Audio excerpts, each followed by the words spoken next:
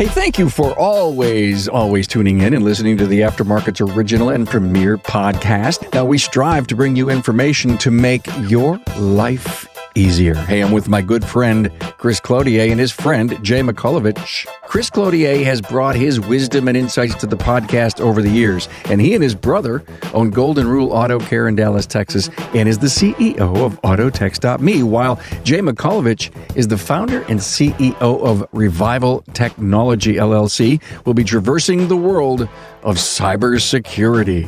Now, cybersecurity, as we all know, is the defense and protection of your computers, mobile devices, or any electronic gadgets connected to the internet against any form of malicious software and hackers. You may be saying, why me, Carm? I don't need to care about this. Many say differently. You've got to take a proactive position to minimize threats that loom around to affect computer systems. Learn from this episode about the best practices that are needed to protect your business from threats that include ransomwares, viruses, and malwares. Don't ignore this. We tend to overlook securing our network and systems with the attitude that it won't happen to me. Hey, welcome to the show. Carm Capriato here, your host of Remarkable Results Radio, the Town Hall Academy, and AftermarketWeekly.com. Now, before we dive deep into this really interesting topic with Chris Cloutier and Jayy Mikulovichis, I want to thank my sponsor, Napa Gold Certification.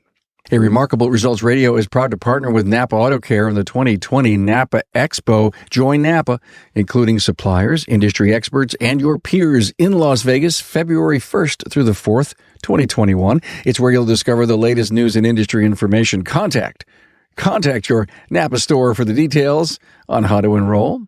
In the survey responses you've been sending in, and I thank you so much for that, I'm pleased to hear about how much you love topic diversity. Guess what? We'll continue to do our best to deliver fresh perspectives to keep you moving forward. But the problem is you have people who are like, no, I'd rather make my living, being a criminal than actually, going and doing good with my life. Hey, more from Chris and Jayy in a minute. Now, not sure how you listen, but the majority of you do listen mobile. And if you're not listening on a mobile device, download a free listening app at remarkableresults.biz/listen. There you'll find links to Apple or Google Podcasts, among others. Enjoy the insights wherever you go. Hey, have you seen the latest shop tour that we did last Tuesday live? Well, don't fret. You can watch every shop tour at aftermarketweekly.com. Yep. Every episode is archived on the website along with the cool information and insights we give you each week. I have a ton of fun with my guests on the live Aftermarket Weekly show, so don't miss one show. And if you do, check out the archives at aftermarketweekly.com. Hey, let's study the wide world of cybersecurity and understand its importance to your business, computer, and mobile networks. Hey, a great and a warm welcome to my friend Chris Cloutier, partner in Golden Rule Auto Care and the CEO of Autotex.me. Hello, Chris. Hello, Carm. How are you? I've known you for how many years now? Almost 5. And I finally got the French pronunciation of your name, Cloutier. Thank God. Man, thank you. And now I'm going to introduce Jayy Mikulovichis. And so here's Chris and Jayy in the Ultimate Geek Talk, because you guys are both extreme geeks. Jayy, founder, CEO of Revival Technologies, a technology company.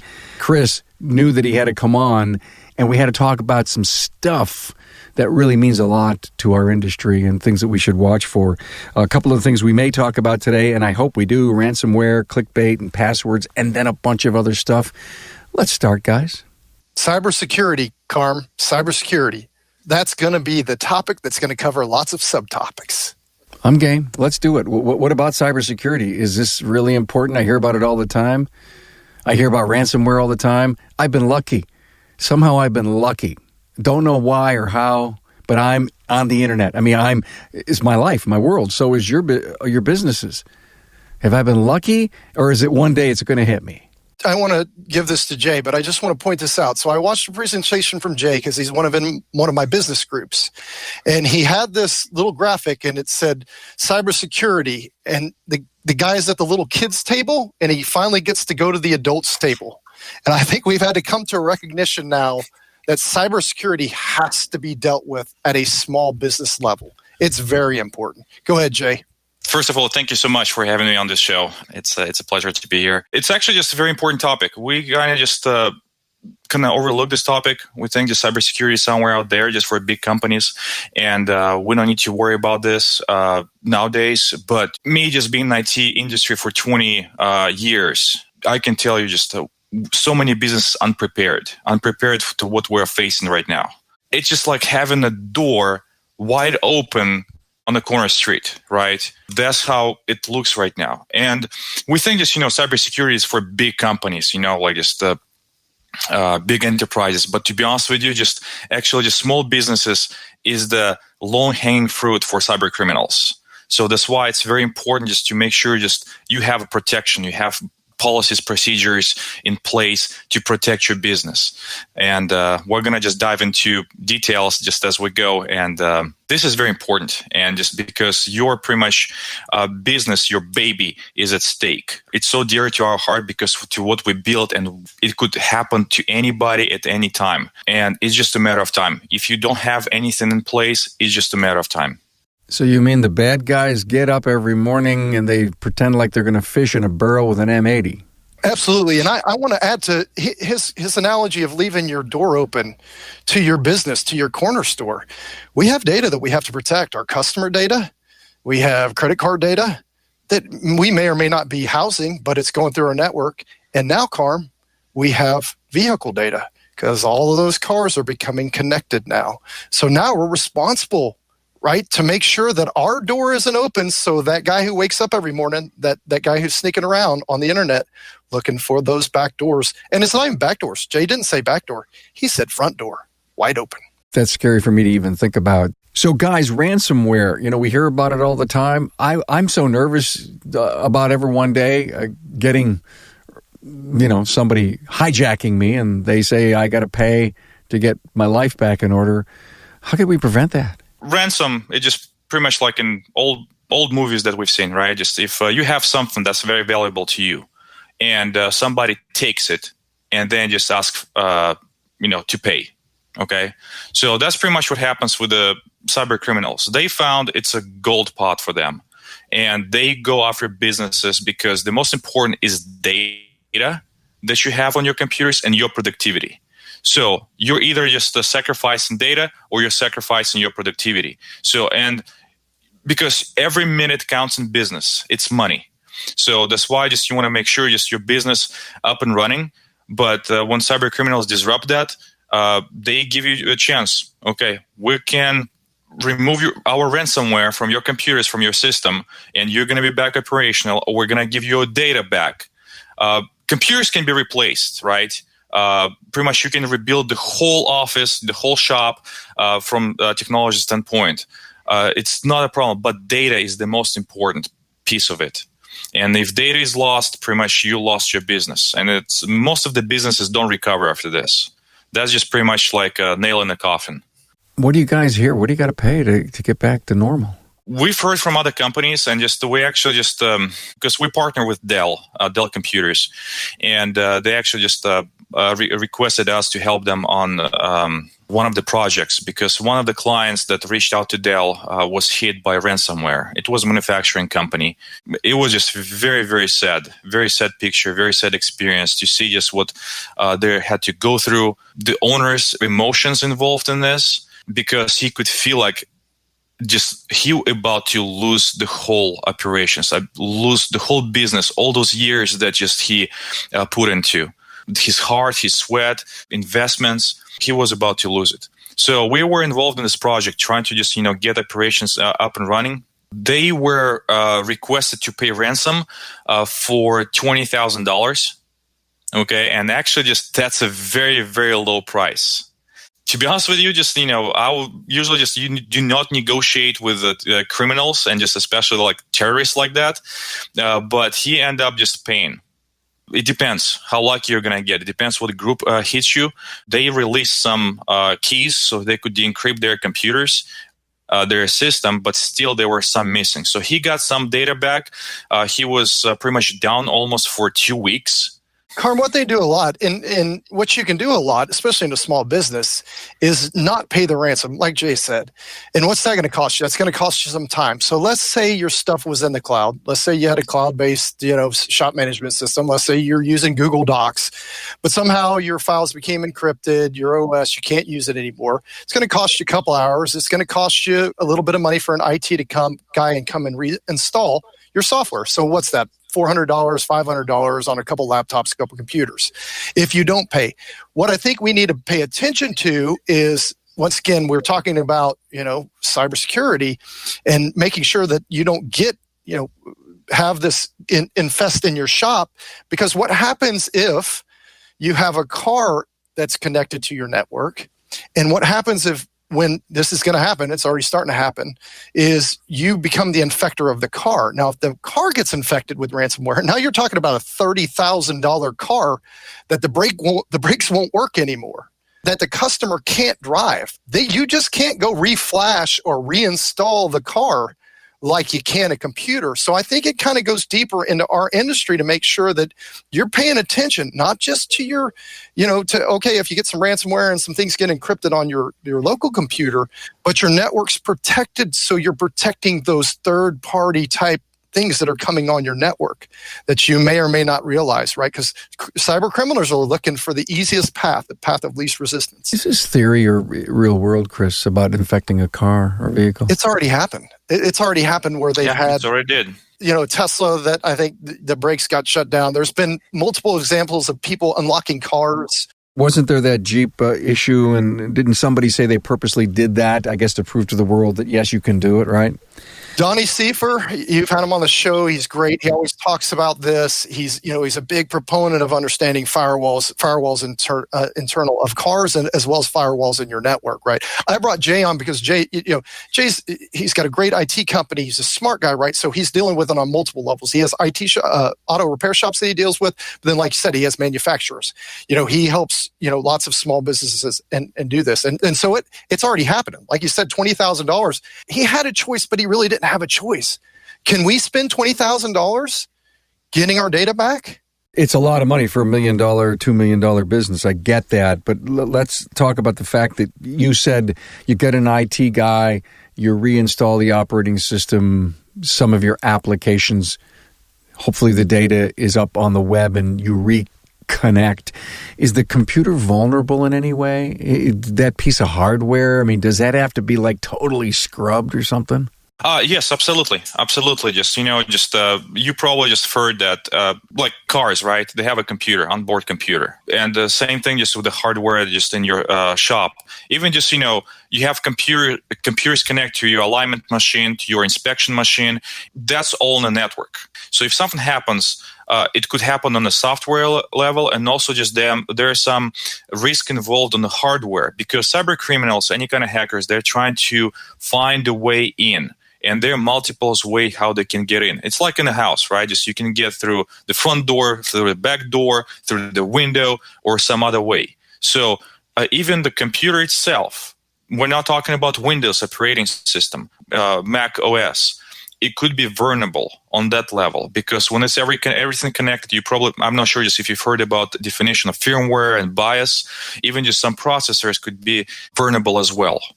So that's why it's very important just to maintain every piece of your equipment, not just on the software level and also on the hardware level.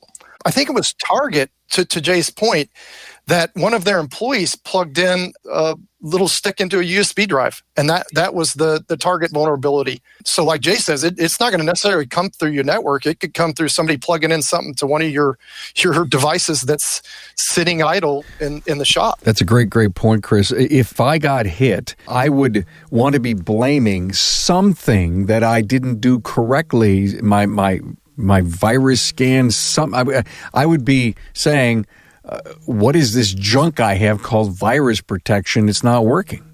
Carm, I think a really good best practice that I know my shop does, and I think there's a lot of shops that do this, is just making sure your networks are segmented. You have subnets, right? You have different lanes for software to drive in, as you can think of it from a car terminology, right? I know that in my shop, my customer network is segmented in its own subnet, meaning my customers can't get to my main network, which is my data with my, typically my main computers and all the things that my guys use, my service advisors use for checking out a customer. And then I also have a third network with my wireless devices. And that's why we're kind of educating right now. Why do I have my wireless devices on a whole nother subnet? Because you know what my guys do? They come in and they use their phones. And we have tablets on there. So I can't stop them from clicking something that potentially downloads something on their phone that then infects my network. And I can't have it infect my main network. And so I think that's why we have Jayy. This is the ultimate, right? So if you're anything, you're like, oh, do I have just one network? Or do I have three networks? Is my data just secured in my different lanes? It's a good question to ask yourself or your network guy. But is it really hard to do that? As you said, the word subnet, I've heard it, but I didn't know that you can actually implement it in your business. Because what do I know? Is that where you come up? Remember you said just hire an IT guy, Jay? Are those the kind of people that come to your business? And without getting into the weeds and doing an Einstein on me, can you give me the upper level here? From the automotive perspective, when you have lanes, right, for your traffic, and actually just all network traffic it's similar to car traffic on the highway. Just you have flow one going one way and then the other. So that's why you're trying to keep it separated so nothing would cross, right? Especially just when something is important. So, but keep it simple. There are many ways how you can just secure your network, right? And of course, it's more advanced stuff. For example, just very basic. When you come to the shop, right? Just now it's a common thing just to provide public Wi-Fi. And you need to make sure just public Wi-Fi is secured and separated from your internal network. You cannot let anybody in on your internal network, especially just that's whoever just comes to your, place. Okay, that's a lane, right, Chris? Absolutely. And it has a different pathway to the internet.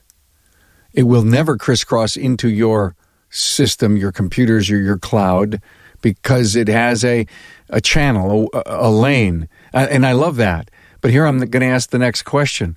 Do you have to have a super geek to do that? We get to the point, Carm, where I think we have to start relying on experts. If you have some networking knowledge and you want to go into your router, and a lot of routers are pretty easy to set up subnets now. So it just depends on how, I'm saying this to an audience that sometimes, we talk about P&Ls. Well, to me, a P&L isn't hard to read, but then for some people it is because they're just not numbers people. So I think if you're an IT person or you have some IT about you, then you go on your router, there's ways to, it's point and click now. But I think if you can't do that, that's when you go hire the accountant. That's when you hire, the expert to help you understand what your network's doing. If you're using the same username or same password and, it's just one network, then chances are, if you use the same password, that you don't have the two lanes that you need. Hey, Carm here, and coming up, Chris and Jay offer important advice on computer updates and viruses.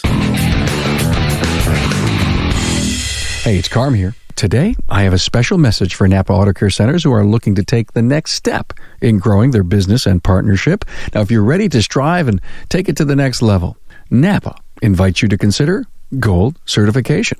Gold Certification is a premier tier of Napa Auto Care that recognizes repair shops with a higher level of participation in the Auto Care program. The program was built by Auto Care Centers for Auto Care Centers to provide a consistent consumer experience, maximize technology leverage, and reward Napa's most committed partners. When consumers visit a Gold Certified Auto Care Center, whether it's a small facility in a rural community or a multi-bay shop in a large metropolitan area, they can expect a first-class service repair experience. This includes a well-trained staff using today's technology and quality Napa parts in a comfortable, up-to-date facility. Customers at Gold-certified shops will also enjoy an extended parts and labor warranty, valuable saving opportunities, along with access to credit to pay for needed repairs, and a whole lot more. Here's what you need to qualify for the program. First, you need to be an active auto care partner for at least 12 months and have a steady business presence in your market for at least 2 years. Then to become Gold certified, it's necessary to meet specific requirements, chosen because they create the most consistent consumer experience and proven to generate the most significant results for auto care centers across the country. Some of these include using digital vehicle inspection, having at least one ASE Master Certified Technician, a co-branded exterior, and offer consumer financing through Napa Easy Pay. You must also be an active member of a business development group. Once your shop achieves gold certification, you'll receive a number of benefits, including priority placement on Napa's shop locator pages, an allowance for marketing funds, 3636 peace of mind and local labor coverage, access to Autotech training, Napa Track's shop management system, Smart Sign digital menu board, and more. Talk with your servicing Napa store to find out everything you need to know about becoming a gold certified shop. I'm sorry I'm getting in the weeds, but I have to ask this because it's just me. So my customer that comes in that wants to use my Wi-Fi, we give them Wi-Fi customer, which has a different IP address, and I think, as you say, a different subnet to the internet. Is that how that happens? Right. It's going to have its own segment, its own lane of traffic, okay? That's not going to mix with your main traffic. And my team in the shop has a different Wi-Fi access. It still goes out to my shop management system somehow. It travels down a different lane, Chris? It absolutely should. Because you can have people, I don't want to get super geeky and stuff, but you can have, traffic sniffed and stuff. So there are people, when they want data, they've got all kinds of ways to read. And we're talking packet level, network packet level. If your packets aren't encrypted, which a lot of them that travel the internet, that's HTTPS. What does that mean? It means that your packets are encrypted as you're running through the lane. Your windows have tin on them, and you have all this protection on your vehicle versus you're just driving with your top down. And so, if I'm communicating on an HTTPS laneway, I stand the chance of not being cybercrimed? It's a protocol. It's a packet transfer protocol. So packets, when they go transfer over the internet, you might have a big web page and it's going to go in chunks when it goes down the computer. It goes in what they call packets, right? And if it's HTTPS, those packets are encrypted. It's still going down your lane when it comes to you, when it comes to your firewall and your router at the top, right? But it's going to stay encrypted for the most part. So if somebody's sniffing different networks looking for unencrypted packets that might have the word password, or they might have the word username, or they might have key things that they're looking for to go, oh, let me grab this packet. Oh, I just found so-and-so's username. And I just found a credit card number because somebody just sent it in an email and there's no encryption on this packet, because once it travels outside your network, if it's not encrypted, then it's up to the world to steal your data. The most logical next question for me, guys, is this.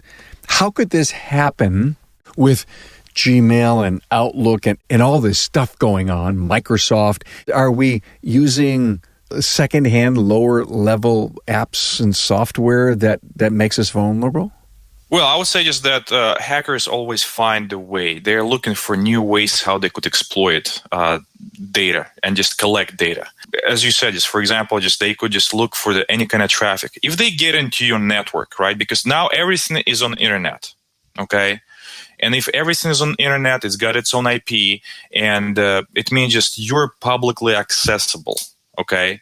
You have a cyber criminal coming to your, walking through the neighborhood and comes to each door and tries if there is a lock in it, if it's locked, unlocked. Pretty much that's what happens every single second. Imagine just your business is like a house in that neighborhood. So cyber criminals will be coming and they will try front door, see if it's locked. They're going to try just if your window is unlocked as well. So they will try to exploit different ways. And of course, they could get very crafty, and that's how ransomware gets into your network. You get pretty much whole house or just your whole business gets ransomed. Okay, so how do I lock my door, Jay? How do I lock my door? Policies and procedures, right? Just there are a couple rules then, but basic, and we're gonna cover it that you can start with, and that's number one is your passwords. Number one rule nowadays: you cannot reuse the same passwords, because we have so many online accounts, right?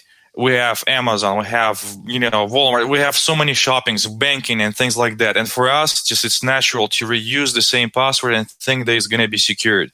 If you remember 2016, when Yahoo got compromised, and then pretty much all Yahoo email accounts, so most of the Yahoo email accounts leaked their passwords. So it became public on dark web. And what cyber criminals did, they went and reused the same passwords for Gmail, for bank accounts, for any kind of shopping accounts. And that's the rule number one. Your passwords must be unique for every single service that you're using. You cannot reuse your passwords, because if something happens, it gets compromised, then just you're in trouble. Okay, raise your hand if you're listening to this and you have some similar passwords. Oh my God, did you see all those hands go up, Chris? It's easy to do. And I'll tell you what's even worse now is, technology has made things worse. The browsers, that when they save your passwords, man, you go click, there's a little tab in there and you go, let me go view my passwords, my saved passwords, and they're all unencrypted. And you can go look at what Google or not Chrome saved for your password for your sites, right? If you're not using some sort of vault, there's other programs you can use, but a lot of times people save things in the browser and they're not realizing that stuff's unencrypted. It's wide open. There's other things that are not geeky. Make sure all your computers have some sort of virus protection and those updates. It's funny, Jay was talking about, hey, I don't want Windows to update before this meeting.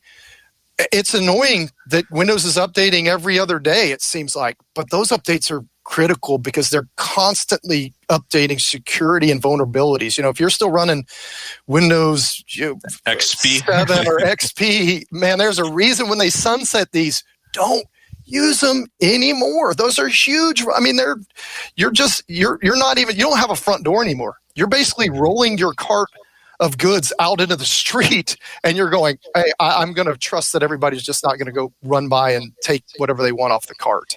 I got a warm feeling that if Microsoft wanted me to update my computer, then there needed to be a reason for it. And every once in a while, I see a neat new feature on stuff, but I'm realizing that it's the underneath stuff that I can't see that they're protecting me. Even, I have an Android phone, and just the other night it said, hey, we're going to do an update. You ready for us to do it? I want it to rock. I want to stay as current as I possibly can, because for me, I'm mitigating my risk, I believe. I agree. So a lot of people see that as annoyances. They don't realize, why do I need another update? Most of the time, I'm telling you, most of what they're doing is there's some vulnerability. If you go look, and I'm sure Jay does, if you go look at what they're patching or updating, a lot of the times it's patching this. And that's your applications too. Your applications need to be updated. They need to stay updated, because there's just, like Jay said, it's amazing. And the cyber criminals, we talk about this guy, script kiddie sitting in his room. No. What they've done is they've written 1,000 million programs that are probing all the time. Like there's crawlers and spiders and things that are constantly barraging, like he said, your network, this, that. They're just looking for vulnerability. They're crawling, just like the web, Google crawls and spiders and indexes. They're doing the same thing. But Jay, why are they invisible to Fios and Spectrum and Comcast? Well, to be honest with you, that's why it's important to actually invest in the better equipment, especially if you're a business, right? If you care to put really good lock and a really good door in your house, why don't you care just to put the same thing for your business? The same thing, you have to kind of invest and to make sure you're protected. For example, Chris mentioned about updates, right? There's so many things. There's so many so-called attack vectors. Somebody could attack your software. Somebody could attack even your keyboard. If you have wireless keyboard, there's some Logitech keyboards that actually are vulnerable. Everything what you're typing, they can record that, and as a result, they could actually then use it against you. So if you type your password somewhere for one service or another service, then they can actually use that and log in somewhere else. Or just log into your computer and get access to all those passwords that you saved in Chrome or the browsers. Those passwords are accessible, easy to steal, and that's why I do not recommend anybody use that. You have to use professional software, a password manager or Vault, as Chris mentioned, to protect yourself. Plus, we need to have unique accounts. That's going to help you as well, because you cannot remember all passwords. We have so many online accounts, it's impossible to remember all passwords. It's not to scare, Carm. And this is why I wanted Jay on, because I think this topic comes up every once in a while, and then it just gets brushed to the side. And what's the joke? And I know it's been told on the show a million times. It's like, I don't have to run faster than the bear. I just have to run faster than the next guy. You just need enough protection where they try and hack you, and they're not going to hack you, and they go down to the person who's not watching your show, who doesn't try and seek knowledge and isn't looking. And one of your questions, Carm, these guys are so, hackers and all that are so good that, they're coming in and Fios doesn't know, or Frontier doesn't know, or Verizon doesn't know, because they're spoofing the browser type. They just think it's regular traffic. If they all turned good, we would have amazing things in this world right now, right? But the problem is you have people who are like, no, I'd rather make my living, being a criminal than actually, going and doing good with my life. And you see, that's the other problem, because pretty much whole world is interconnected. Okay, so it means you can be somewhere far, far away, 5,000 miles away, and you can attack any computer in the network here and there.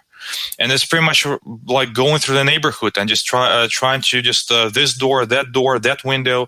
And they do it every single second. You don't even understand just how many trials they attempt every second. If you look at your router log, if we go geeky in this, right, you will see port scan. They check what's open and what's not open. So that's why it's important to have a good protection. And nowadays, because everybody's, lots of countries, they stay at home or under lockdown, and people look at it, okay, well, I'm going to just go ahead and start doing some hacking. And there's some tools already developed. All they need to do just to run from their computer and attack company in Europe, company in US, all over the world, because they're trying to find for low-hanging fruit. If you're not protected, you're gonna be a victim. It's just a matter of time. Regarding vulnerability, right? So we were told that 8-character passwords is okay now. No, it's not okay. You have to have 13-character passwords, and has to be a mix of numbers, letters, special symbols, because 8-character password, even if it's encrypted, could be hacked within an hour. Why would people guess my password, Chris Cloutier 123? I mean, why? How could they guess that, right? It's amazing, Carm. And once again, the show isn't a scare. I'll tell you another thing. When we didn't get this, like you're talking about, vulnerabilities and ransomware and all this. Another thing is make sure your guys in your shop aren't clicking on and opening random PDFs and random attachments. Like if something looks suspicious, this is a policy procedure that Jay's talking about. Make sure your guys just aren't, Jim from so-and-so sent me this, and I have no idea who Jim is. It's not a parts store. It's just a random customer. Let me click that and open it. Because who knows what's that going to do, right? So you got to be you got to educate your guys. Just don't open everything. And most people, I think, for the most part, are educated, but you can't ever assume. You need to make sure that your guys understand. I get all of my emails come down and get forwarded to one box that I monitor. And if I see something that looks suspicious, I immediately call my shops and I immediately say, hey, don't anybody touch that. Don't anybody open that. And they know that because I'm an IT guy, but then, I want to make sure that, hey guys, there's no reason. And let's make sure we reach out to this person, make sure it's something that we want, right? But, passwords, not opening things and making sure your network is segmented, and then making sure your software is up to date. I mean, there's 4 things that I think if you follow those 4 practices, you're going to run faster than the majority of other people who are uneducated about this stuff. So I think what you were just saying about clickbait is if I see something that I get and say, oh, this is really cool, what is it? I have been very careful in my whole life to look at something and said, I didn't ask for that. I have no idea who this person that's sending me an email. Look at all those attachments. Now, a lot of stuff goes to spam. I get that. And 99% of the stuff that's in spam, I didn't ask for it. I don't know anything about it. And I purposely just want to get rid of it. So maybe some of my disciplines have been good, and I guess we want to encourage our people, oh, look, I got mail. It's like, Junk mail inside of computers aren't the same as junk mail that you get in the post office box, and you need to be very, very careful of that. But I did want to ask about clickbait. Guys, what should we know about that? I mean, that's exactly what I'm talking about, right? We get attachments all the time from auto repair parts places or from dealerships that have attachments that have wiring diagrams, or they have parts diagrams, or how things go together. So we're constantly getting it. We just have to be careful, right? You have to be, it's not the, hey, even though those still come, my grandma, I'm the king of Zimbabwe and I've got $30 million I want to give you. Those emails still come. They've just gotten much smarter about how it looks official. And how it, and once again, at auto repair shops, we have to be super careful because we are getting a lot of attachments. We are looking at things. So are you expecting this email? Are you expecting this attachment? Are you expecting these things coming in? If not, ask, why are you sending this? We've seen it on a daily basis. And the most important is there must be training involved. You need to train your staff. That's a human factor. The weakest link is actually a human factor. Now, cyber criminals, they became really, really smart, and they could go into real, details, how they could phish. That's called phishing, P-H-I, right? So they would actually create the same domain name. For example, if it's going to be out to text me, they're going to just put maybe out to texts me or something like that. Maybe there's going to be one letter difference, and they're going to send email to one of your employees because this pretty much could be a public company. You're like, everything is public. You can go on LinkedIn or just find some records who works for who, and they will send email pretending this email came from Chris, asking to transfer money or pay to this vendor for the parts and things like that. Okay, that was just scam to transfer money. Or sometimes they will send attachment, say, hey, look at this. It's very important. The most important, they're trying to create sense of urgency, and also just the body of the email could be off. And as a result, just you have to kind of recognize them. You have to just say, okay, that's going to look suspicious. Let me call Chris and verify that they actually send email like that before I click on anything, because especially kind of external links, even just everything could look really good. Like you received email from Gmail or received email from Outlook email saying you need to reset your password, right?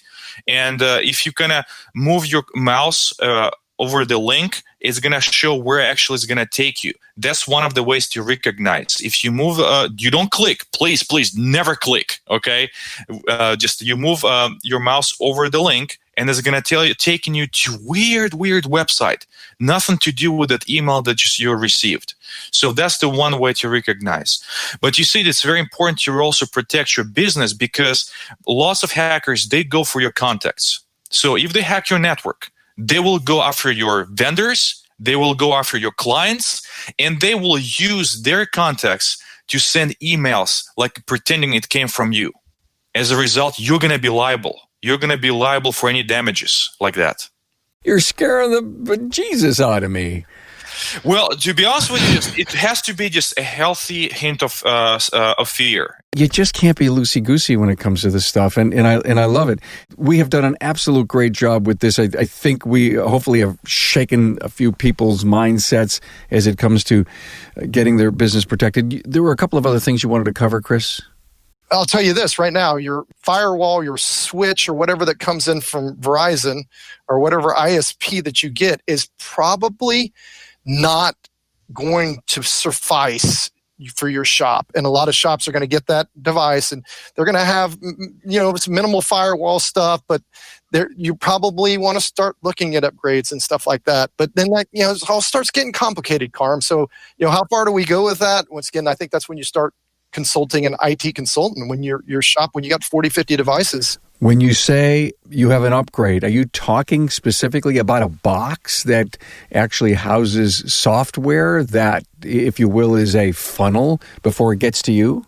A lot of time they call it software, firmware. I mean, firmware on your switches and devices like that, which don't get updated as much, right? Because they're not like these are kind of passive devices. But, if you've got a switch or that initial device that sits at the front of your network and you signed up 20 years ago on Verizon, it's probably way out of date and way vulnerable. Got it. So the firmware that should have provided some protection that's old, but my ISP would not update that for me, right? They're not going to. They don't care. So you can put a device behind a device. So if they have minimal protection, then you can put a switch or, router behind that, right, that has, or a firewall behind that protects your network even more. You can put as many firewalls as you want between that front connection and the back of your network.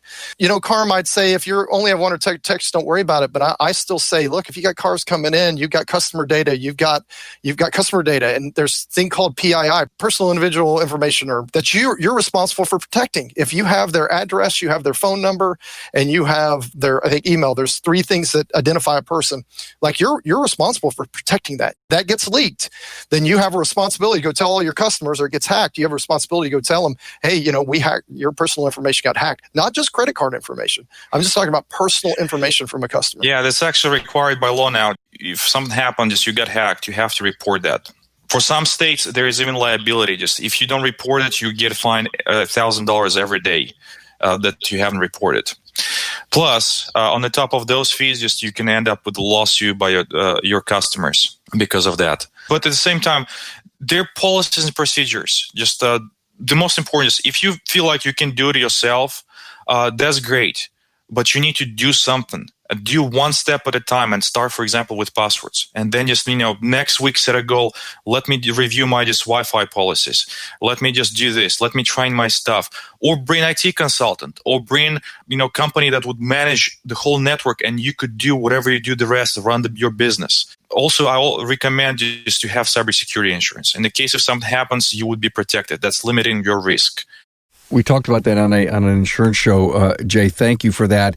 I can't help but think, and I don't want to make light of the pandemic at all. I don't. Serious, important stuff. But this is almost like a data cybersecurity pandemic that we're going through because we don't know. I mean, there's a lot we don't know about catching it, as far as COVID is concerned, and about will it happen to us? God, I'm vulnerable. If anything, you shook the bones right out of me because yeah, I got some passwords that I'm reusing, guys. I mean, I'm guilty. Like, we all raised our hands. I do use a vault, but I got to let the vault set the password from now on and not let me come up with something that I think I'll remember when Google every once in a while says you got to re-sign on, and I go, oh, no, I'm so busy. I think this becomes more and more prevalent as we're becoming a technology society. We already are a technology society. And software companies do a pretty good job of protecting us already, but they don't do a good enough job of protecting us because, like Jay said, not only you pay fines, but you also, there's some cases where they force them to go pay for Life Alert for every one of your customers, and then you're responsible for paying for their monthly Life Alert fee. If you got a couple thousand customers, are you going to be able to pay a $20, $30 Life Alert monthly charge for your customers for 6 months to a year? No. So I think we have to, once again, I appreciate you for allowing us to bring this topic. What really hit me is during this business meeting with Jay in our group, Jay showed us they do a vulnerability scan on this business. It's very much like Hunter. Green and red. Red means you have vulnerabilities. Green means you're good. And there might be a shade in between that. Jay, if there is, yellow. Yeah, there's yellow. And he did this company, took this company. It was anonymous, and it was red, red, red, red, red. Everything was red. And I'm like, oh, wow. How many businesses out there right now, this is common? Yeah, I'm an IT guy. I like me and Jay, we're brothers. We're IT brothers. We geek out all the time. We talk about this stuff. But how many people aren't like that who need to be aware of this? Thanks for bringing this to us. Jayy Mikulovichis, CEO, Revival Technology, and of course, great friend of the podcast, Cloutier, partner in Golden Rule Auto Care and the CEO of AutoTex Me, and my master geek friend. And you know what? I never really thought of ever picking up the phone and talking, this happened, but nothing's happened. If anything does ever happen to me, you guys are the first I'm going to call. Absolutely. Don't call me because I'll just forward the line to Jay. That's all I'm going to do. You're going to be my lifeline right there. To be honest with you, I like helping just because I know it's very sad to see companies going down. Okay. It's on the news, and that's why you need to make sure you protect it. That's your life that you invested. So just of course, anything that we can do, we're actually just coming up with videos to do some training, like just how to protect your password, what's MFA, 2FA, about network and things like that. So to train, and we're planning to give it away for free because we see it's a war going on right now. It's a big war. So, and we're trying to protect U.S. businesses from that. That's a big hello. I'll put your company link in the show notes page. Okay, man? Okay, I appreciate Thanks, that. Thanks, guys. Thanks, Carm. Thank you so much. Thanks for being on board to listen and learn from the premier automotive aftermarket podcast. Until next time.